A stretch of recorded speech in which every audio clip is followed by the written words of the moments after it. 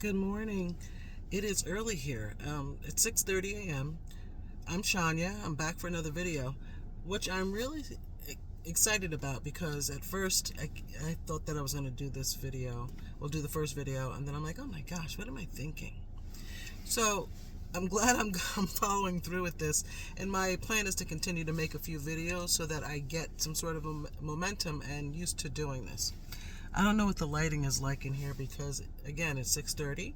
I start my work day at 7, and I like to get to work early to give myself a little time. Normally I'm doing my budget. Yeah, see, like there's shadows. I don't know if that makes a difference on the video.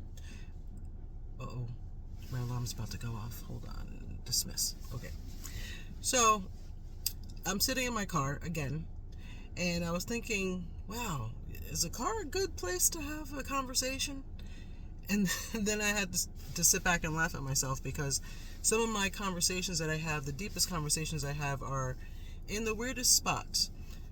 I have a bench in my bedroom that is literally at the foot of the bed. So anytime my daughters come in to talk, or even my future son-in-law comes over, they'll come in my room if I'm hanging out in there, and if they sit on the bench, they know it's over. So we get into these huge conversations about anything that happens, life, liberty, and the pursuit of happiness. That's what I say when we just basically talk about every single thing. You know, their day, things that happen in their day, the world around us, everything. So anyway, I sat there yesterday. Oh, the other alarm. Excuse me. So yesterday when I made the video, I watched it a whole bunch of times, and then I looked at the video and I'm like, wow, do I sound like that when I talk? Do I really sound like that? And then I look at the face that I made, or like I make the faces that I make, or the position of my lips and things like that, and I'm like, whew, wow, do you really want to put this out there? Like, there's a part of the video where I make this crazy face. It's silly. It's a silly face, but it's real. So I look at the video. I thought what I had to say was valuable. To me, it was a conversation of value of the things that I had to say. So anyway, I did the thing. I did the video. And in the video, I had mentioned that I wasn't sharing what I was planning to do with anyone because I wanted to make sure I followed through and actually did a few videos and uploaded it and learned some things before I had the discussion. So yesterday, after going through the video probably 4 or 5 times trying to decide, do I sound funny? Did what I say have value? Because that's what I want to do. I want to bring value, and I want to have that conversation. Again, a conversation is normally something that happens between two people, right? So me speaking to you at this time doesn't give you the opportunity to respond to me. However, it may spark a conversation within yourself. So oftentimes when I have these conversations as a coach, I'm not only coaching others in any way or bringing value to others, I'm also coaching myself because it makes me reevaluate, step back, and look at the things that I'm saying or doing. So I have a really good friend, and it's interesting because some of the women that are in my life, I don't even consider them friends. They're like a piece of my heart. So my friend Jennifer and I have been friends since we were kids. We're a year apart. We went to school together, like high school. She was a year ahead of me. We coached cheerleading together. She's one of those people who is just a part of my heart. So she's not just a friend. And there's times where we don't get to see each other. And when we don't, I'll text her, hey, I miss your face. Or she'll text me, hey, stranger. So I know at that moment, okay, it's time for us to get together to have some sister time. So yesterday we go out to eat, and Jennifer knows my vulnerabilities, my insecurities. I think everybody has them. I know everybody has them. So when people pretend that they don't, you can have the most beautiful supermodel in the world and they're going to look at themselves differently or judge themselves harshly in some sort of way. So Jennifer and I, we go out, we go out to eat, and we spend time and we talk about everything. We fill in the gaps because we haven't seen each other since before Christmas. We fill in the gaps for everything. And there's something that we always do, without fail, all the time. After we go out to eat, she brings me home because she loves to be the driver. She likes to drive, and I'm okay with that. It's not my favorite thing. We get to my house, we park in the driveway, and we sit and talk for at least an hour. So we've talked at dinner, but then we get to my house, we sit in the driveway, and we talk some more for an hour. So again, Jennifer is a real friend. She's a friend that you can say the craziest things to, whether it's bodily functions, stress, vulnerabilities, and things like that. So I told Jen, I said, hey, I want to show you something. So I give her the phone and I let her watch the video. And she's listening, and she's smiling, and she's smiling, and she's listening. And I say, well, what do you think? She's like, I think it's great. I think this is you. This is what I love about you. This is who you are for me. And that really touched my heart. And I'm like, okay, maybe this is a good thing. I said, so then I start with, you think I look crazy? Does my voice really sound like that? She says, well, yeah, on video it does. I said, but does my voice sound like that? Because when I listen to that, I'm like, who is talking right now? And she says, no, that's you. She's like, that's who you are to me. You are wonderful. And I said, should I edit this? Because you see in the beginning, I do this thing with my tongue and I look, nuts. And she says, nope. No, you leave that there because that is you. And if I'm on YouTube and I'm looking for someone to connect with, I'm looking for someone who's going to be their real self. You don't need to edit you. Just be you. Here goes the alarm again. These are all the reminders that I have to make sure I'm on time with getting ready. It keeps me on track so that I'm not late for work. I do not like to be late for work. I'm not late for work, which is a good thing. When my kids were small, I was late for work because when you have to get three children out, it's not as easy as it is now as my kids are older. So I feel for you moms who are dealing with young ones still, trying to get them out of the house every day. So anyway, Jen looks at the video and she loves it. And she understood why. So watching the video, she knew where I was coming from. So basically, I said, do you think I should be sending a video from me sitting in my car? And then I look around, I'm like, wow, I have the best conversations in my car, and I have some of the best conversations in my life with those that I love from a bench. One of my close friend's daughters, who happens to be my bonus child, who is the best friends with my other daughter, she comes in to my bedroom and she says, hi, Mama Shania. And I say, hey, Bree.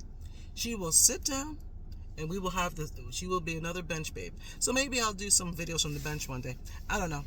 Anyway, there's a train going by. I am so sorry. It is 6:45 in the morning. I think, 6:45. So what I wanted to talk about today was just our inner critics.